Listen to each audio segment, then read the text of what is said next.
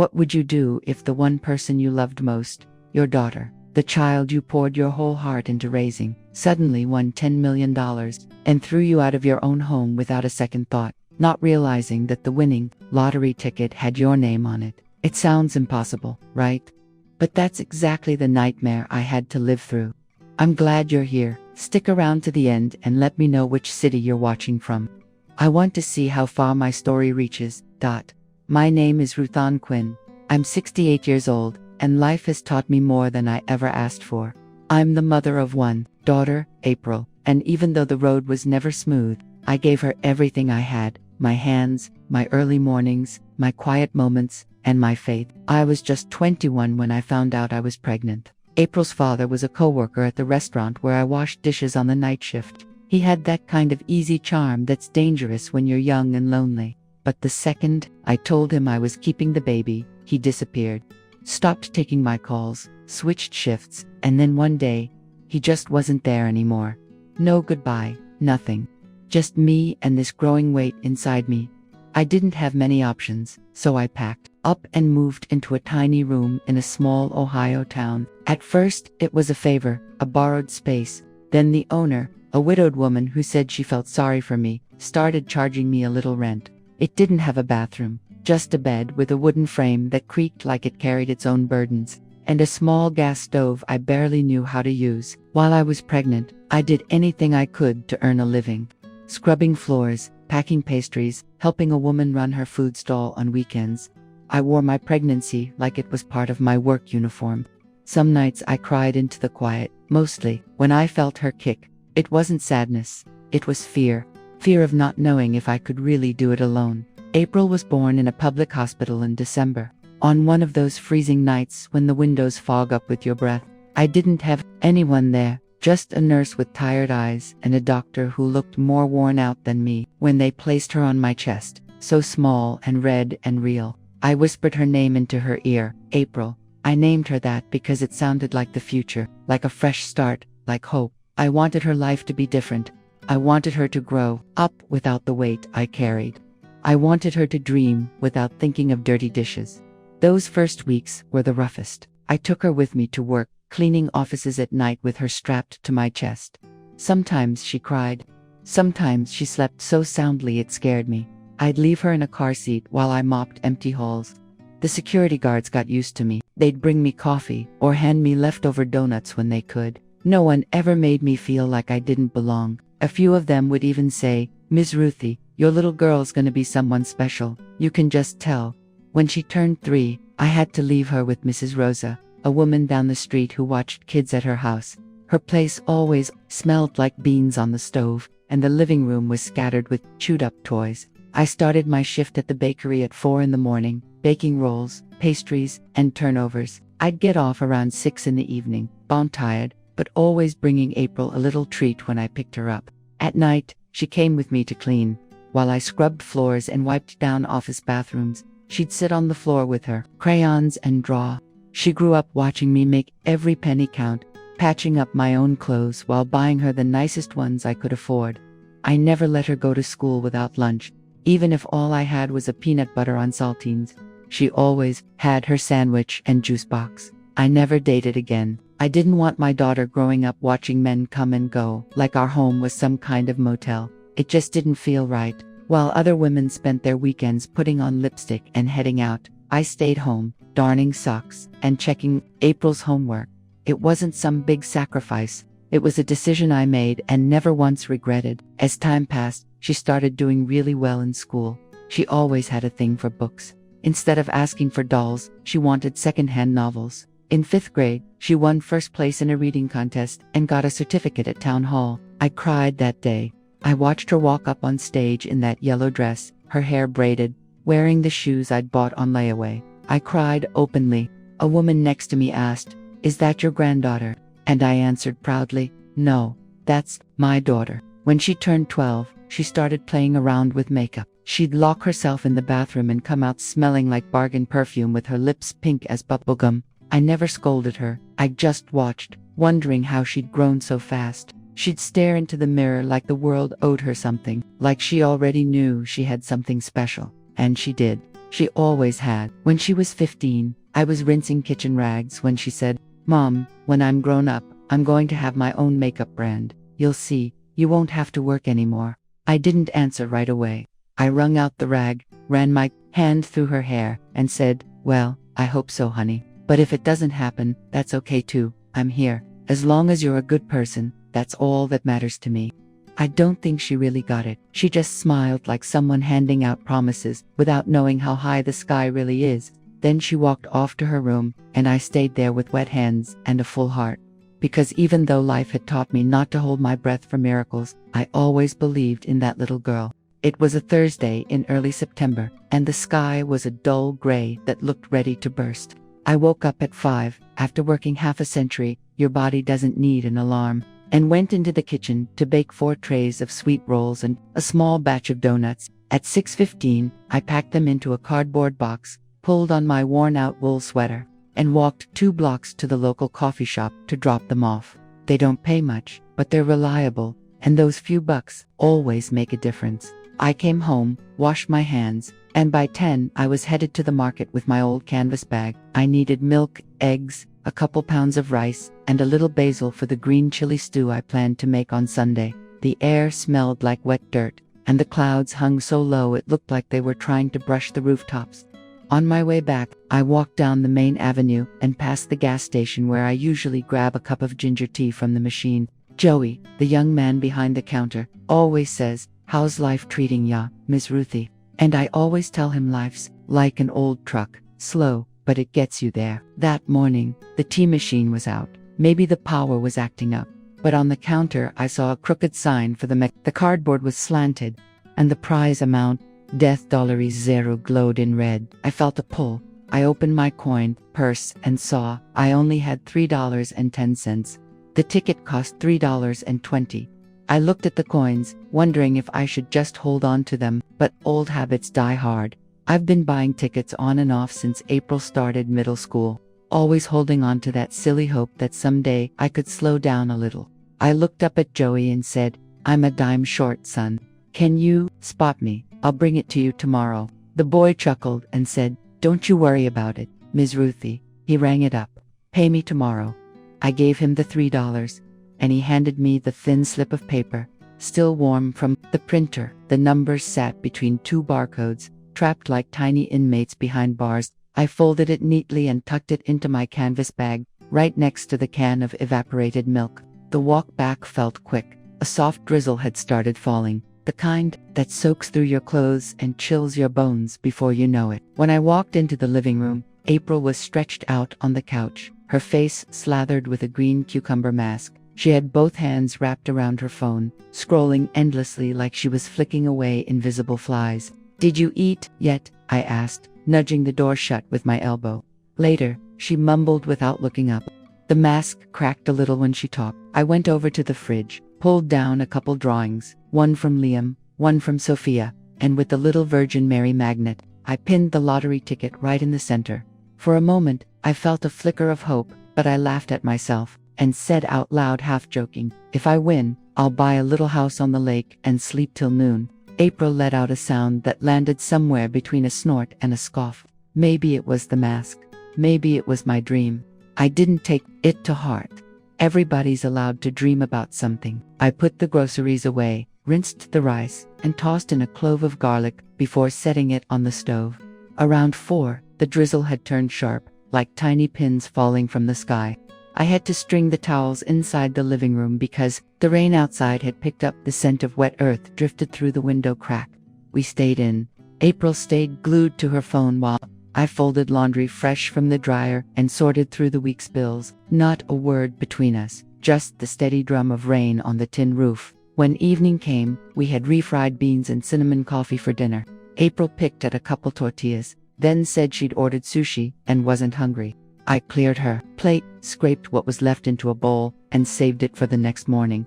After that, I did the dishes, letting the warm water ease the dull ache in my wrists. I sat in my rocking chair with a cup of orange blossom tea, watching the curtains sway with the breeze. The ticket was still on the fridge, but by then my head was already spinning with everything I had to do the next day. Pay the light bill, prep the bread dough, fix Liam's pants. I finished my tea, shut off the lights, and went to bed. I completely forgot about the tiny slip of paper that was about to turn my life inside out.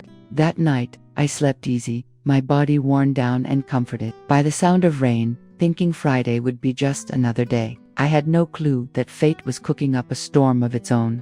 On Sunday morning, I got back from the market with my bag stuffed full of tomatoes, squash, and a bunch of cilantro. I dropped everything on the table, opened the fridge to store the vegetables, and froze. The lottery ticket was gone.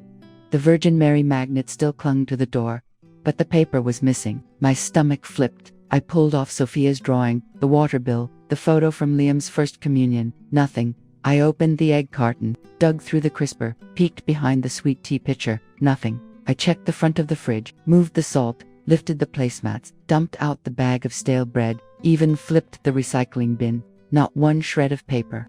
I wiped the sweat from my forehead with the back of my hand and walked to the hallway. April, did you see the ticket I had pinned to the fridge? I asked, keeping my voice steady. She was in her room, standing in front of the mirror, tracing her lips with bright red lipstick.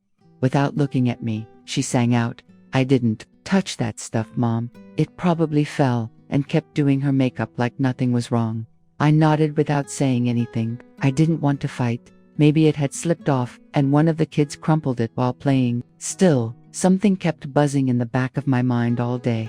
That night, once the house was quiet, I searched again, turning over cushions, even shaking out the rug in the dining room.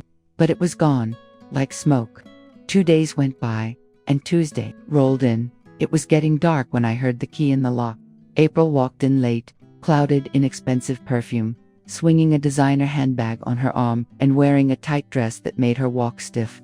Her red heels tapped across the tile floor. Before even saying hello, she came up behind me and squeezed my shoulders. "Mom, great news." Her voice was bubbling with excitement. I turned slowly, still holding the ladle of soup I was serving.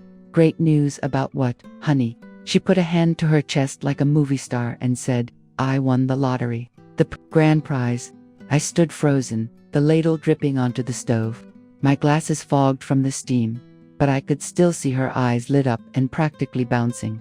"The lottery?" I asked, my voice low. "When did you buy a ticket?"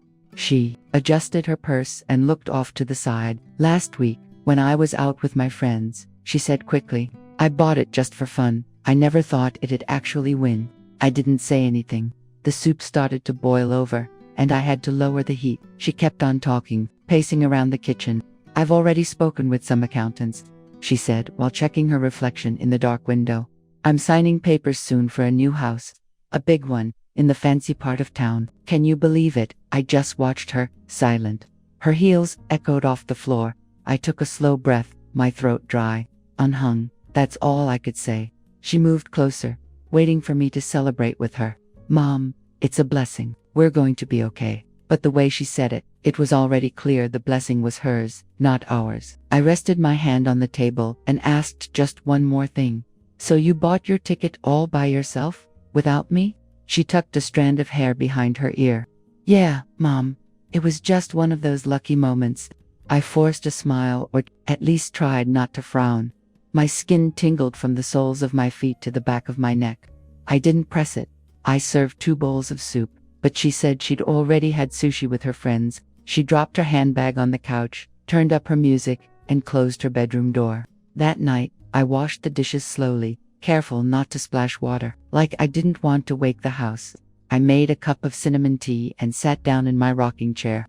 From where I sat, I could see the empty spot on the fridge where the ticket had been. That little blank space stared back at me. The hum of the fridge was the only sound, except for the dull thump of bass from April's room. I kept staring at the white door like the ticket might somehow return, pinned right where I left it.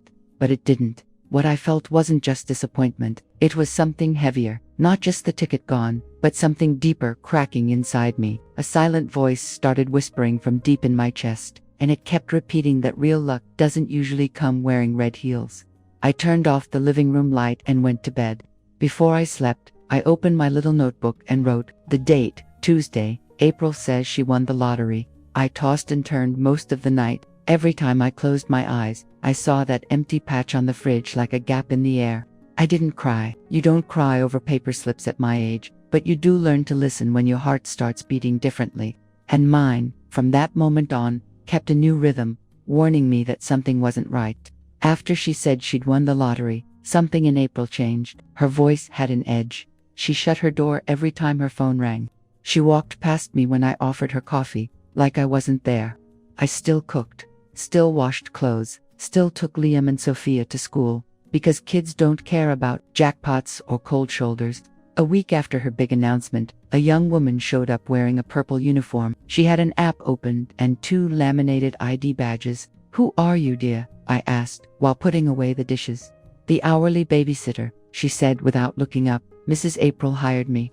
April stepped in behind her, heels in hand, and said, "I don't want you getting tired anymore, Mom. She'll take care of things, and I'll pay." She didn't say more than that. That same day, the babysitter took the kids to the park.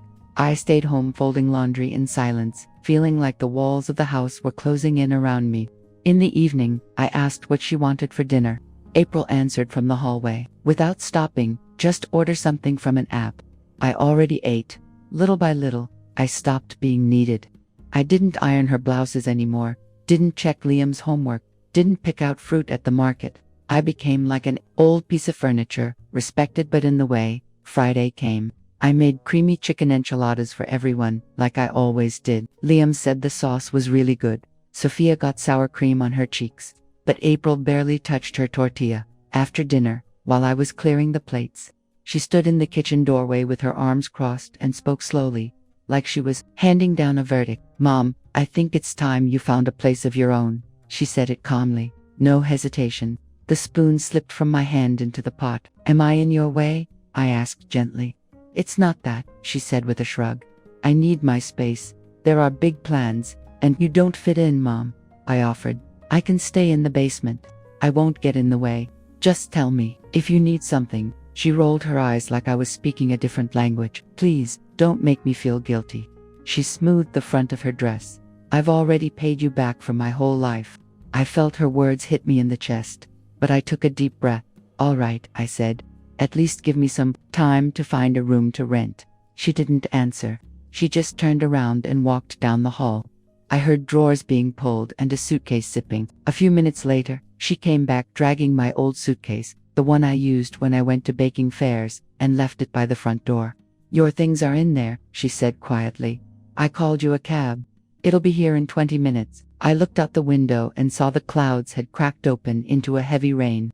I went to grab my market jacket and my busted umbrella, the one that only opens halfway.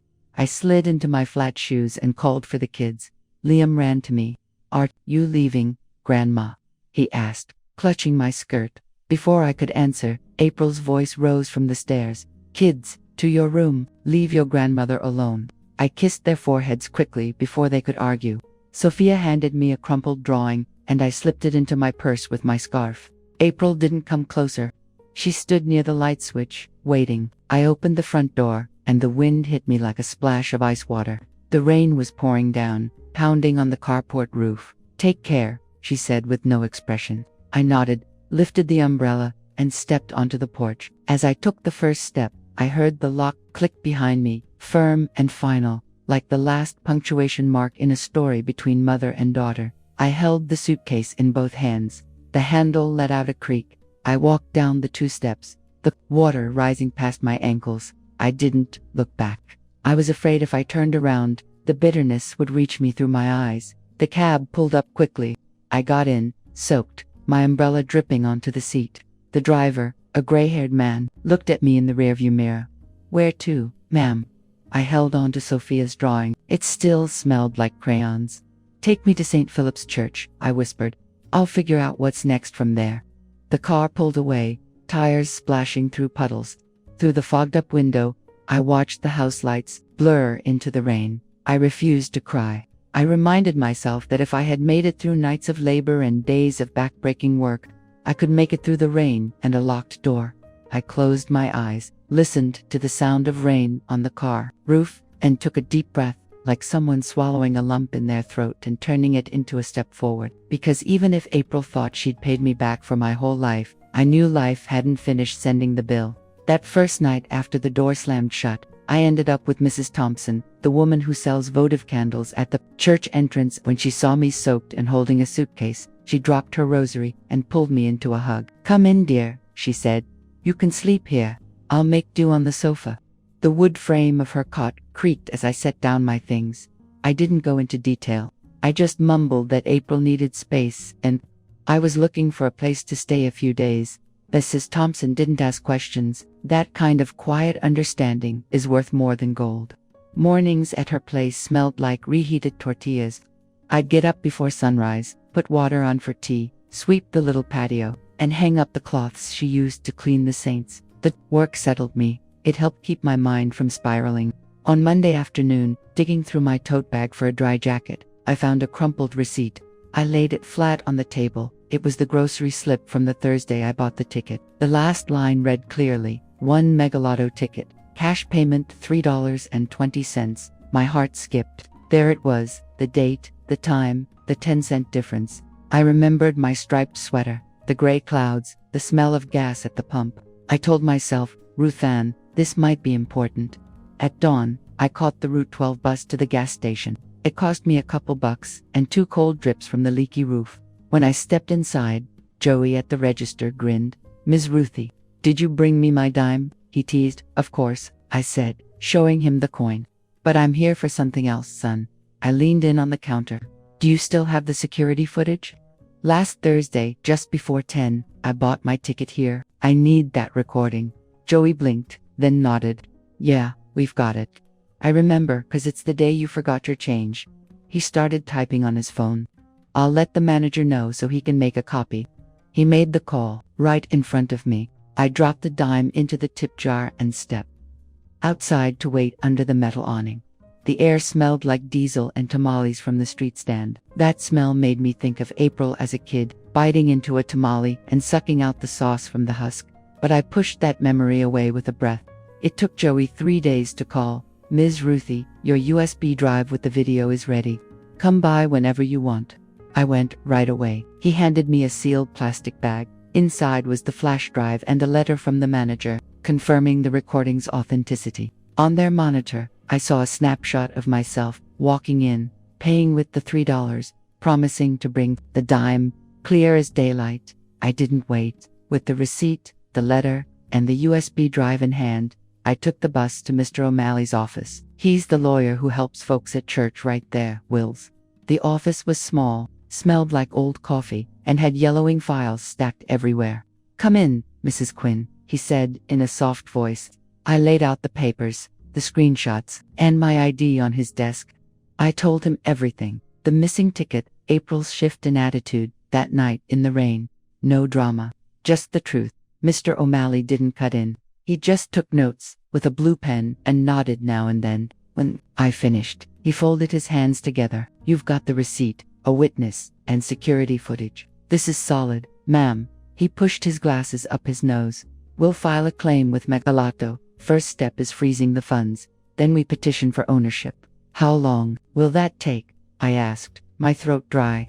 "A few weeks, maybe a couple of months." He looked me in the eye. "But believe me, you bought that ticket. The law is on your side." I gathered the documents with care. Mr. O'Malley offered me a cup of coffee, but I turned it down. It was late, and I needed to catch the last bus, back to Mrs. Thompson's. At the door, he said, "Stay strong, Ms. Ruthie. You're going to get back what's yours." I stepped out into the street as the October wind kicked up dry leaves.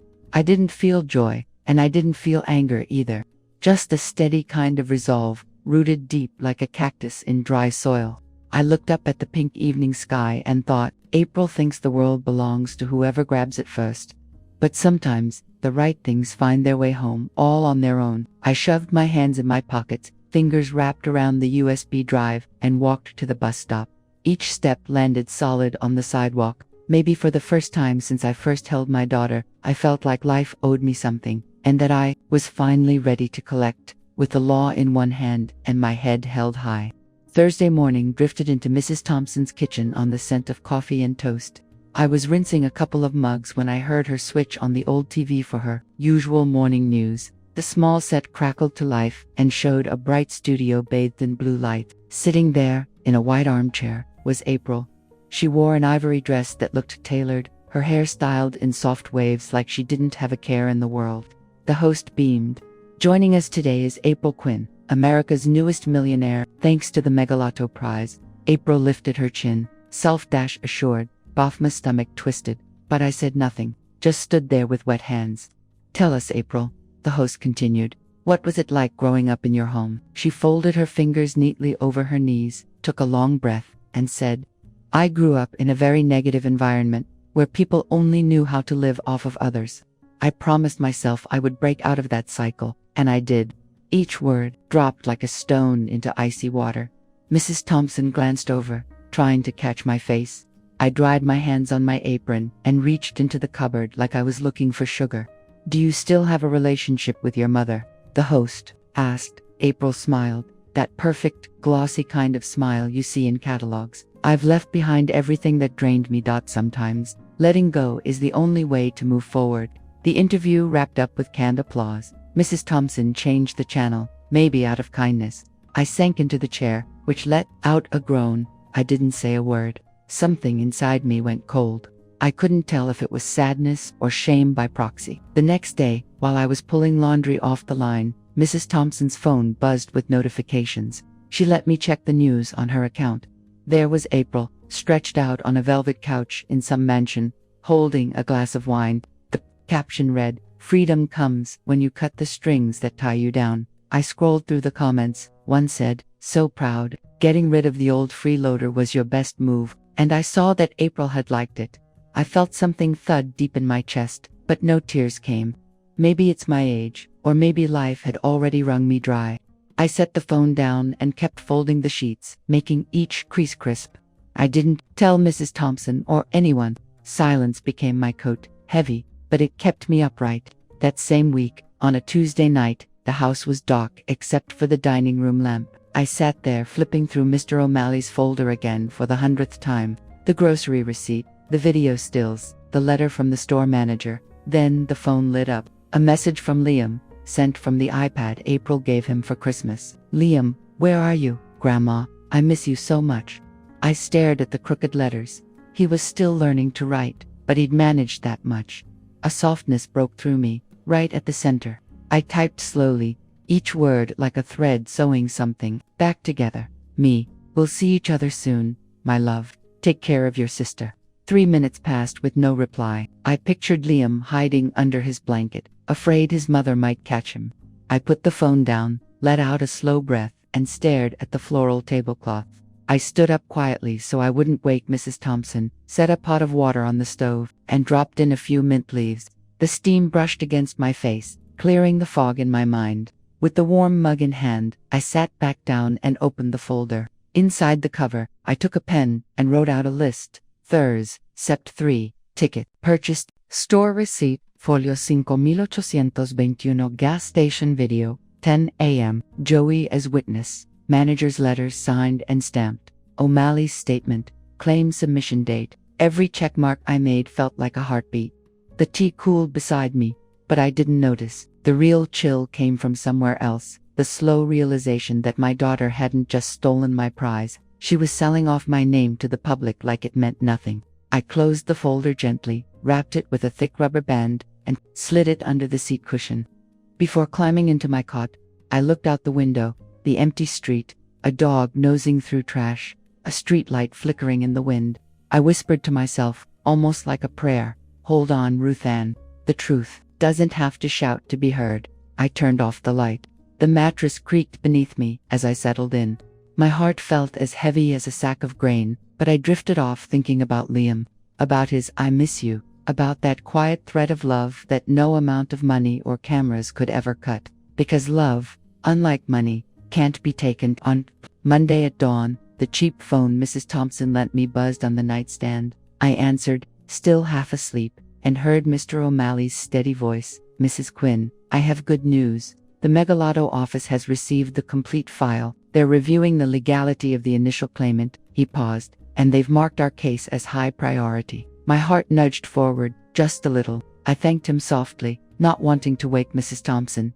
3 days later, while folding kitchen towels, I got an email stamped with the green and gold Megalotto crest. It read, Please report to our central office to sign additional documentation related to ticket no. 731,945. My hands shook, not from fear, but from hope. I borrowed Mrs. Thompson's gray coat, slipped the envelope with the grocery receipt, video stills, and Mr. O'Malley's letter into my blue folder, and made my way to the bus stop. The suburban bus ride took 40 minutes. I kept my hand on the zipper of my purse the entire way. I arrived at a glass building that looked like a bank. Inside, the air smelled like a sea and disinfectant. At the front desk, I gave them my name. The woman typed it in, and a screen lit up instantly. Eleanor Quinn, review request, priority. Hi. I sat down. The floor was so polished I could see the worn soles of my shoes reflected in it. 10 minutes later, a young man in a suit called my name. Mrs. Quinn, this way, please. He led me to a small office. On the table were 3 sheets of paper bearing my name and boxers filled with printed text. They were the signatures I had submitted through my lawyer, set side by side with the ones April had used in her original claim. Just one glance was enough. It was clear they didn't match at all. The gray-haired woman leading the meeting spoke plainly. No sugarcoating. We need 3 of your signatures here, here, and here for a handwriting analysis. Then we'll take your fingerprints. I signed without hesitation. The pen shook, sure, but it was a steady kind of tremble, the kind that comes with quiet strength. I pressed all 5 fingers onto the black ink pad, feeling the chill of the glass beneath my skin. Then they showed me a copy of the form April had submitted. Her name wasn't fully written. The address was wrong, the purchase date didn't match, and worst of all, the location didn't line up with any registered point of sale. With this, the woman said, stacking the papers neatly, it is clear that you are the actual purchaser. I can tell you now that the committee will approve your claim. She slid a formal letter across the table toward me, its seal raised like a stamp of truth, based on the evidence presented. It is confirmed that Mrs. Ruth Ann Quinn is the legitimate owner of the winning Megalotto ticket. No. 731,945. I slipped the letter into my coat pocket, treating it like something sacred. I shook her hand and could barely whisper, "Thank you. Thank you so much. We're just following the rules," she said with a kind smile. Outside, the mid-morning sun hit hard. I walked 2 blocks to the bus stop, the breeze carrying the smell of fresh bread. I passed a small thrift store where the clothes were packed tight on racks. In the corner, I spotted a plum-colored dress with 3/4 sleeves. I stepped inside and held it up against my coat. It felt like it had been waiting for me. I paid for it with 2 bills I'd stashed away for just in case, and asked for a paper bag. The bus dropped me in front of Mrs. Thompson's place, just after 1. She was out front, watering her plants. "How did it go, Ruthie?" she asked, glancing up. I smiled, feeling lighter, though I wasn't ready to call it a victory. "Things are moving forward," I said. "One more step to go, but we're almost there." I went inside and hand-washed the new dress in the utility sink. The water turned a soft wine color, and it felt like a little bit of the sorrow was washing away too. I hung it outside, and in the sunlight, it shimmered like laughter. I didn't call April. I didn't say a word to anyone. That afternoon, I pulled out my folder, opened my spiral notebook, and wrote in bold letters, "Official confirmation from Megalotto." I marked the check with red ink, the same kind I used to use grading April's homework, and ran my hand across the line, letting the weight of it settle into my bones. I made a cup of chamomile tea, set it on the table, and switched off the radio. The silence that followed wasn't the kind that stings. It was calm, full, like the quiet that follows resolution. I sat under the yellow lamp, watching steam curl up from my cup, and looked out at my new dress dripping on the line. For the first time since all this began, my heartbeat was steady. No shaking, no doubt. I thought of my mother, who always used to say, "Dignity is the warmest blanket when you have nothing else." I smiled. That blanket, finally, was wrapping around my shoulders.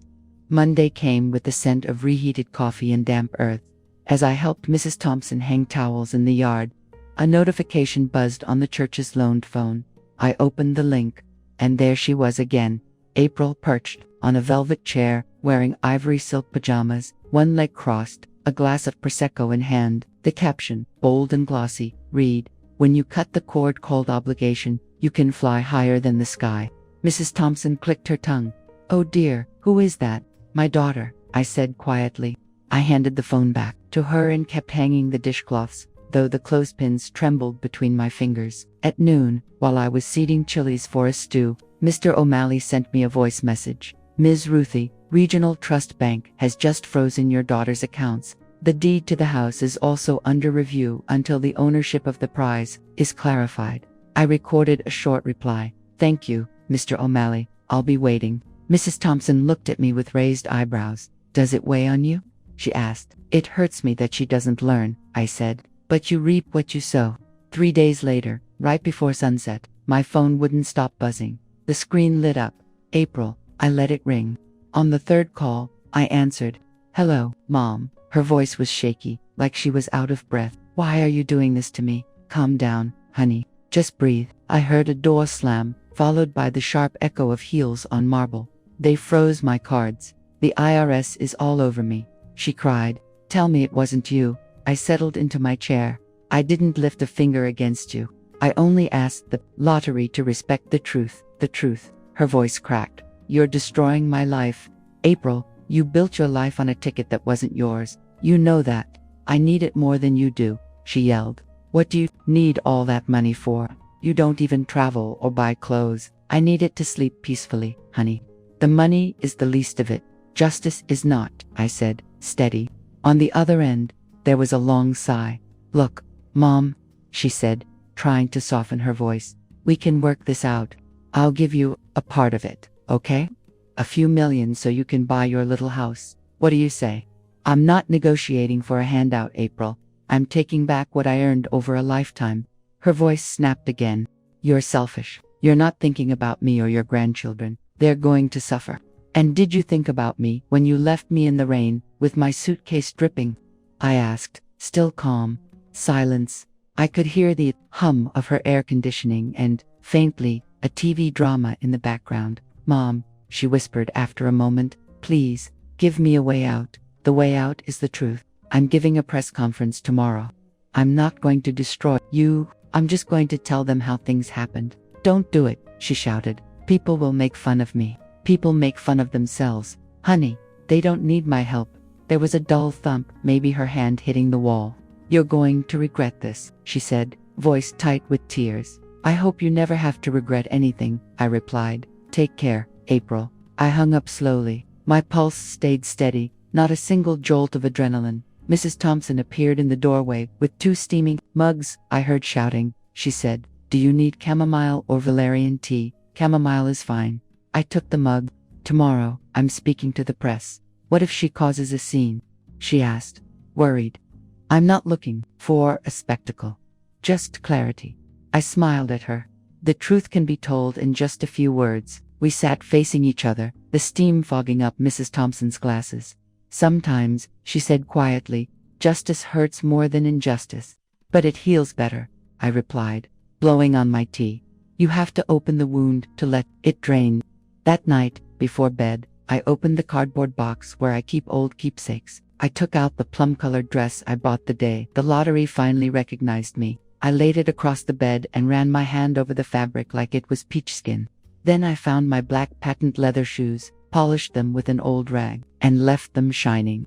In front of the small bedroom mirror, I practiced my hairstyle, pulling my gray hair into a low bun and fastening it with the brooch my mother wore on the day of my first communion. Out of the corner of my eye, I caught the reflection of the young woman I once was, tired, arms dusted with flour, and beside her, the woman I am now, with wrinkles shaped like the lines of a map, finally drawn to completion. On the nightstand, I wrote in my notebook, agenda press conference 5:30 p.m. arrive at the glass room. 5:40 p.m. check microphone, 6 p.m. brief statement 3 minutes. 6:05 p.m. questions. I placed the pen on top like sealing a letter. The tremble I'd carried with me since that stormy night was gone. There was still an emptiness, but the kind left when a baby tooth falls out. Space made for something stronger. I turned off the lamp. The house was quiet except for Mrs. Thompson's soft snoring from the living room. I closed my eyes and fell asleep without dreaming. Like my body knew it needed to save every ounce of strength for the next day, to stand steady under the lights, and to weather the storm that would surely shake my daughter once again. The dawn came warm. I pulled the plum-colored dress from the closet. I had ironed it the night before. smoothing every seam like I was pressing out the folds in my own story. I tied my hair into a tight bun, pinned on my mother's brooch, and stepped into my polished black shoes. When I got down to the yard, Mr. O'Malley was already there, waiting in his worn-out brown Volkswagen. "Ready, Ms. Ruthie," he said, holding the passenger door open. "More than ready," I answered, straightening my skirt. The engine sputtered twice before catching. During the ride, we kept the conversation practical. Keep it short, speak clearly, breathe before answering. I nodded, eyes on the window, watching as the city stretched away. The juice vendor setting up on the corner, kids with backpacks too big for their bodies, sidewalks littered with purple petals from the jacaranda trees. We arrived at the Megalotto building. A receptionist in a gray suit with a practiced smile welcomed us. Just behind her was a small conference room filled with bright white lights, a podium, and 2 neat rows of folding chairs. I recognized 3 reporters from the local paper, a cameraman, and 2 men in suits who smelled like law offices. A young, nervous employee read aloud, "By resolution of the lottery committee, the legitimate winner of the $10 million grand prize is Mrs. Ruth Ann Quinn." Camera flashes went off, no applause, just a quiet murmur, and the steady clicking of shutters. I walked up to the microphone. My dress brushed the backs of my heels, and with every step, I felt my spine lengthen. "Good morning," I said, my voice steady. "I'm not here to fight.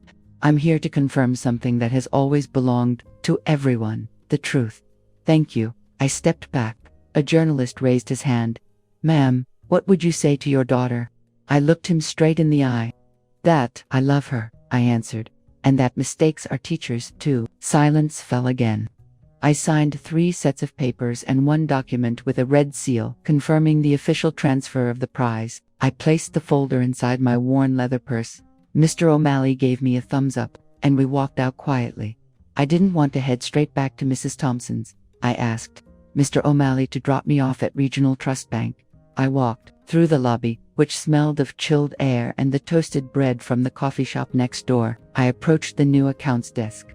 "Good morning. How can I help you?" asked the bank officer, a young woman wearing a blue headband. "I'd like to open a protected account with no electronic access, please." I handed over my ID, the lottery certificate, and the transfer order.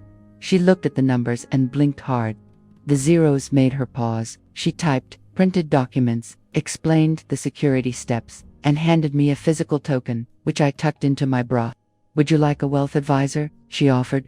"No, dear. I already have my wealth. It's called peace," I replied, and signed. From a sealed booth, I made 2 transfers, 1 large donation to an anonymous fund that supports elderly women who've been abandoned, and another, smaller but meaningful, to Mrs. Thompson's account. I called Mr. O'Malley to confirm. He, always discreet, acknowledged it with quiet respect. After leaving the bank, I wandered until I came across a side street that opened up to the North Lake. The water sparkled like a cracked mirror. On the sidewalk stood a "for sale" sign nailed to the white fence of a modest 2-story house with a cream-colored front, and a pot of geraniums hanging from the balcony. I stopped and stared at the kitchen window facing the lake. I felt a quiet pull, like the water was calling my name. I jotted down the realtor's number in my notebook. A month later, once the paperwork was finalized and the title was clean, I moved in without telling anyone. That first night, I threw open the windows and let the breeze bring in the scent of orange blossoms. I planted mint, tomatoes, and cilantro in 3 wooden planters. Every morning now, I make tea, listen to the grackles sing, and greet the ducks, gliding across the lake like gossiping old neighbors. The couple next door, both retired, started calling me Ms. Ruthie after I introduced myself at the corner store. They don't know a thing about the lottery, just that I bake my own bread and give away sweet rolls on Sundays. I closed my social media accounts. No photo is worth trading away your peace. Instead, I started a hardcover journal. Every night, I write 2 pages by hand. I paste in the photos of Liam and Sophia that Mrs. Thompson printed for me from the church kiosk. In the margins, I jot down the jokes they used to tell me when I was teaching them to read. At the end of every entry, I write the same sentence like a prayer. Have the courage to live in truth. I let the pen move slowly, the way morning light glides over the lake's surface. Today, as I water my plants, I hear a dog barking in the distance and catch the smell of coffee drifting from my neighbor's window. I don't feel bitterness or pride, just a quiet steadiness that holds me upright. I've learned that once you've cleared your name of lies, it feels lighter than a feather and is worth more than gold. If April showed up at my door tomorrow, I don't know what I'd do. Maybe I'd pour her a cup of tea and let the silence sort out the words we never knew how to say. For now, it's enough to know my name has come home, and here, by the lake, I can say it without my voice shaking. I am Ruth Ann Quinn, and this life, finally, fits me completely. It was a Sunday, the last one in October, gray and heavy, with that quiet cold that rolls in before winter bothers to knock.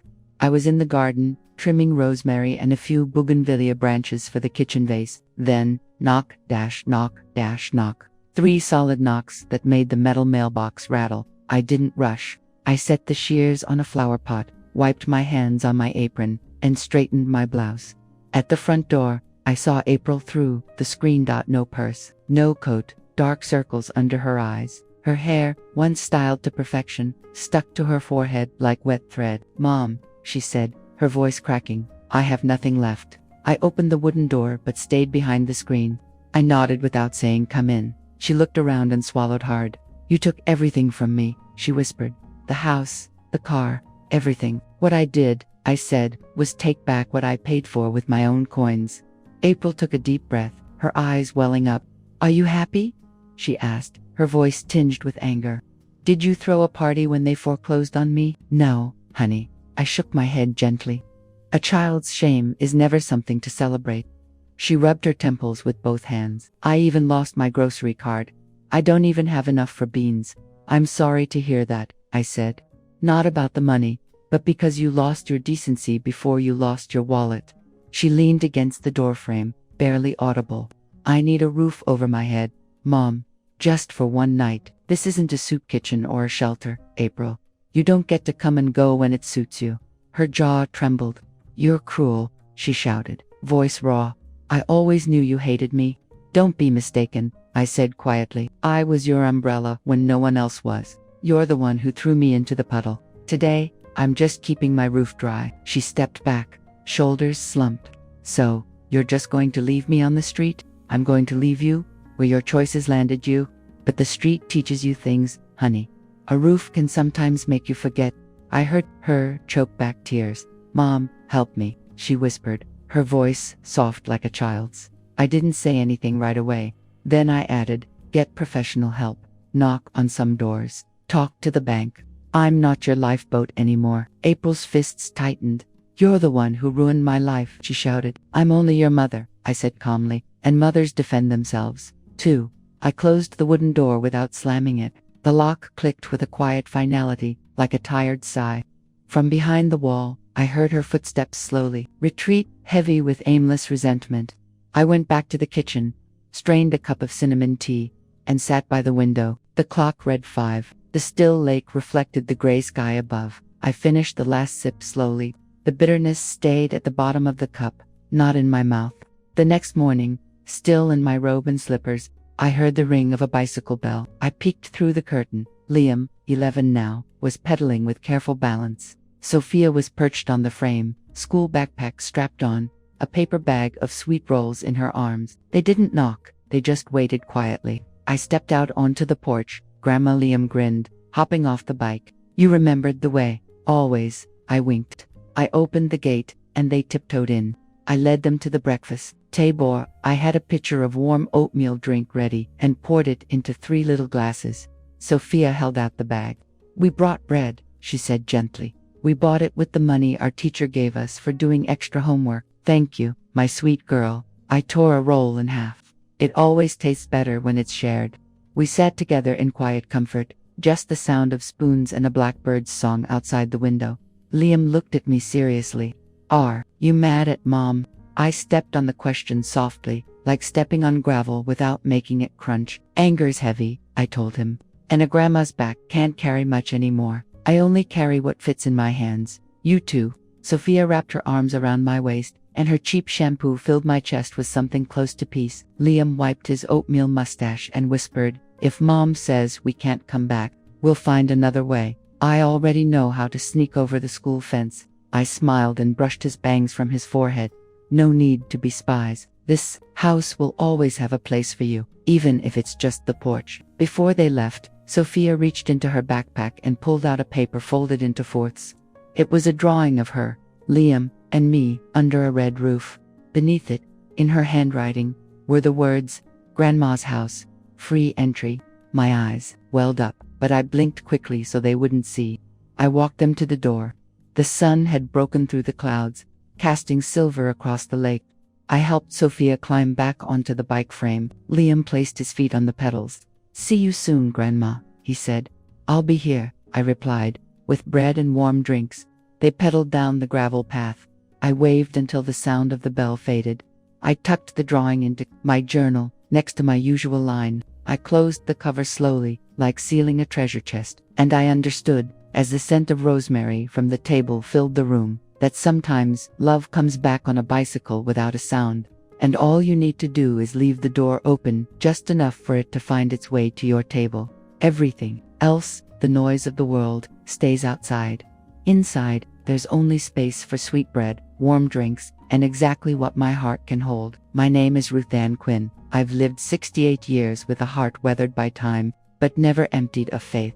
I don't share this story just to tell the journey of a single mother, but to prove that kindness, integrity, and a mother's love cannot be stolen by money, lies, or betrayal, not even by the child you brought into the world. After everything I've been through, I've learned something I want you to remember. Sometimes justice arrives late, but it never gets lost. Hold on to your dignity. Never let anyone, not even your own blood, take away what is rightfully yours, what you've spent your life fighting to protect. I want to know, if you were in my shoes, if the person you loved most betrayed you for empty, short-lived glory, would you forgive, stay quiet, or stand and fight for the truth? Tell me in the comments, and may God bless the ones who never back down in the face of injustice.